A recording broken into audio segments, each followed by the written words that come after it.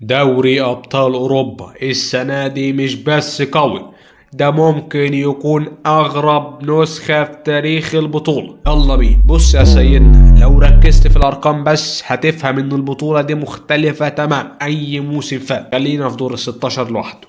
اتساب التحليل، ما تنساش تتابع قناتنا سيجما سبورت وتعمل اللايك. يلا بينا، خلينا ندخل في الجد. اول رقم مهم مباشر وتيكي تاكا تمزجك وانت بتتفرج. بايرن ميونخ اقوى هجوم في البطولة، سجل 10 اهداف في دور اقصائي واحد بمعدل تهديفي من الاعلى في البطولة. والمهاجم هاري كين من ساعة ما ساب توتنهام وهو اكتشف نسخة برايم هاري كين، ده يثبت ان بايرن بيعتمد على انهاء الهجمة بسرعة. طب يجي للفريق الأسرع باريس سان جيرمان، معظم أهدافه جاية من مرتدات، متوسط زمن الهجمة أقل من فرق كتير، وده يدل إن السرعة كبيرة جدا عند فريق باريس سان جيرمان وإنه بيمتلك سرعات كبيرة جدا جدا. باريس سان جيرمان بيمتلك طيارات F-35، عثمان ديمبلي وباراكولا وبقية الفريق مش عارف أعدلها. طب الإبداع والفن والتيكي تاكا يجوا للكتالون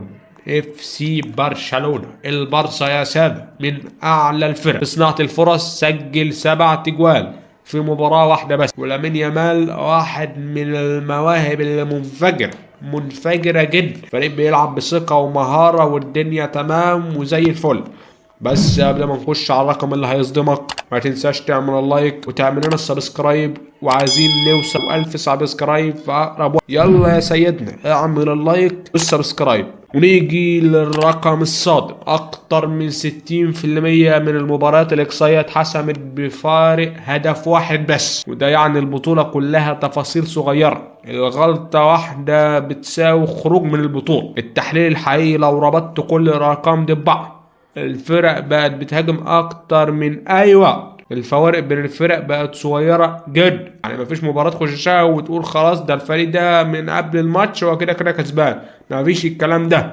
المباريات بقت بتتحسم بلقطة واحدة، ده معناه ان البطولة بقت غير متوقعة بنسبة 100%. قول لي رأيك وخليك فاكر كلامي. في الاخر ما تنساش اللايك والسبسكرايب. سيجما سبورت SS. سلام يا صاحبي.